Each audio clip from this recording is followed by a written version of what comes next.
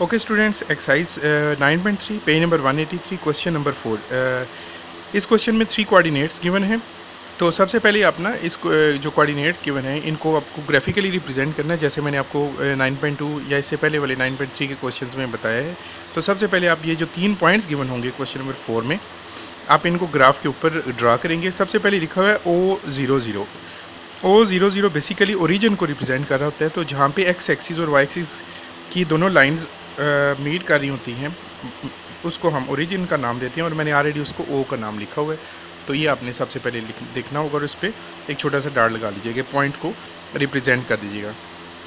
Next A30 लिखा हुआ आपको नज़र आ रहा होगा। सेकंड पॉइंट 3 आपको एक्स एक्सिस में देखना है 1 2 3, और वाई एक्सिस में 0 है। इसका मतलब है आपको यहाँ से मूव नहीं करना। तो आप यहीं पर ही एक छोटा सा पॉइंट लगाएंगे और इसके साथ लिख दें A3 एंड 0। ये रिप्रेजेंटेशन होगी ए की। देन नेक्स्ट पॉइंट है B3 एंड 5। तो एक्स एक्सिस में 3 और वाई एक्सिस में 5। आप देखे होंगे कि ये यहाँ से आप एक्स एक्सिस में 3 देखेंगे और वाई एक्सिस में 5, ये आपको ऊपर नज़र आ रहा है। तो जहाँ पर ये इसको मीट कर रहे हैं, यानी कि ये दोनों अगर आप वो इमेजिनरी लाइंस लगाकर चेक करना चाहिए तो आप देख सकते हैं जहाँ पे ये मीट करेंगे उसको आपने बी का नेम देना और उसके उस साथ आपने 3 एंड 5 पॉइंट्स लिख लेना है। उसके बाद स्टूडेंट्स आपने इन तीनों पॉइंट्स को ज्वाइन कर देना। पहले ए को आप बिल्कुल स्ट्रेट लाइन ए के साथ ज्वाइन करेंगे, फिर इस बी पॉइंट को ओरिजिन के साथ यानी कि ओ के साथ आप ज्वाइन करेंगे। तो आप देखेंगे कि ये आपके पास एक ट्राइंगल की फॉर्म में बन चुकी है। ओ और बी तो ऑलरेडी हमारे पास ज्वाइन है, आप उसको रिप्रेजेंट करना चाहते हैं तो रिप्रेजेंट कर सकते हैं। ये एक राइट एंगल ट्राइंगल जो है वो बन चुकी है।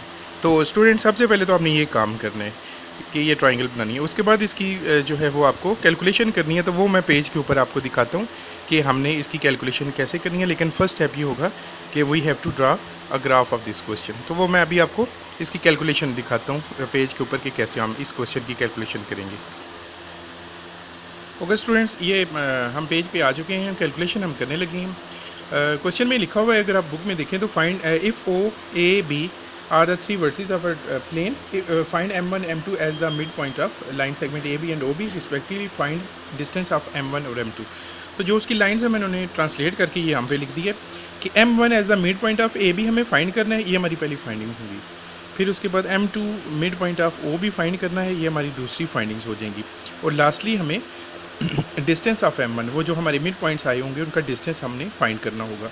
तो सबसे पहले तो m1 as the mid point of AB find करना है। तो आप ए बी को सेपरेट कर लेंगे। ये ए है हमारे पास गिवन ऑलरेडी 3 0 इसकी वैल्यू है, while the B is 3 and 5, ये मैंने लिख दिया। तो आप मिड पॉइंट आप फाइंड करेंगे ए बी का, mid point of A B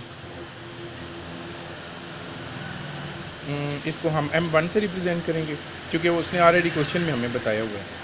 तो ये हमारे पास जो वैल्यू होती है आपको मैंने बताया हुआ है कि फर्स्ट वैल्यू के कोऑर्डिनेट्स को हम x1 और सेकंड को y1 से रिप्रेजेंट करते हैं, और सेकंड के फर्स्ट पॉइंट को x2 एंड देन y2 से हम रिप्रेजेंट करते हैं। तो फार्मूला तो मिड पॉइंट का बार बार आपको मैं बता चुका हूँ, that is x1 + x2 divided by 2, मतलब 3 + 3 divided by 2, while y1 + y2 divided by 2।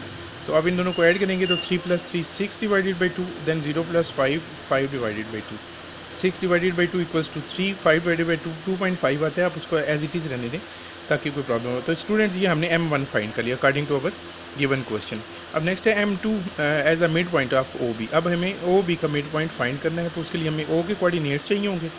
Of course वो ओरिजिन वाले हैं 0 0 and the coordinates of B are 3 and 5।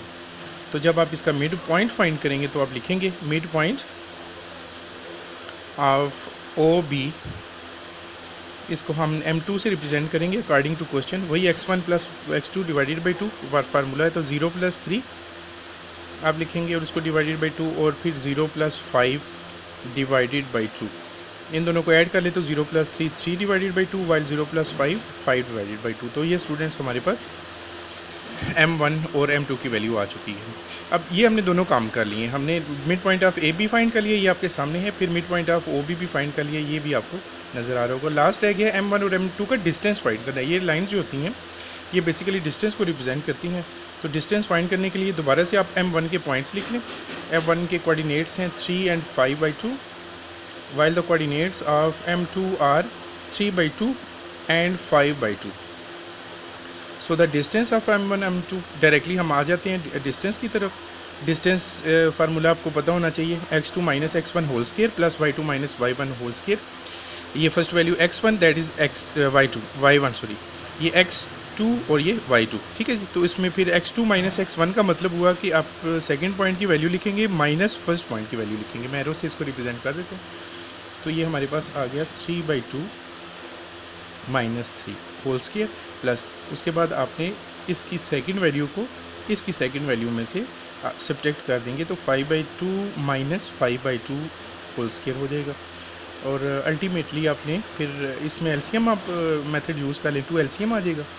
इसके नीचे डिनोमिनेटर में 1 कर दें, 2 से डिवाइड 1 को 3 से मल्टीप्लाई किया 3 minus 2 divided by 1 2 3 time 6 whole square. 5 minus 5/2 minus 5/2 whole square, तो ये 0 हो जाएगा ना, 0 होल स्केयर है, ये आपको लिखने की ज़रूरत नहीं है। 0 का स्केयर तो 0 ही आएगा।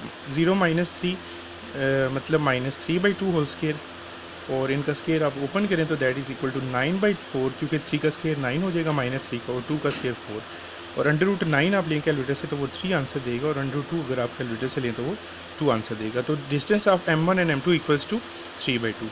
इसी तरह ये था जी हमारे पास ये क्वेश्चन। तो हमने मिड पॉइंट फाइंड करने थे इस क्वेश्चन में, M1 AB का, M2 OB का, और फिर उसके बाद M1 M2 का हमने डिस्टेंस फाइंड करना था। तो ये स्टूडेंट्स हमने फाइंड कर लिए। तो इसको नोट कर लें, अच्छे तरीके से देख लें, और अगर कोई प्रॉब्लम हो तो मेरे साथ ज़रूर शेयर कीजिएगा।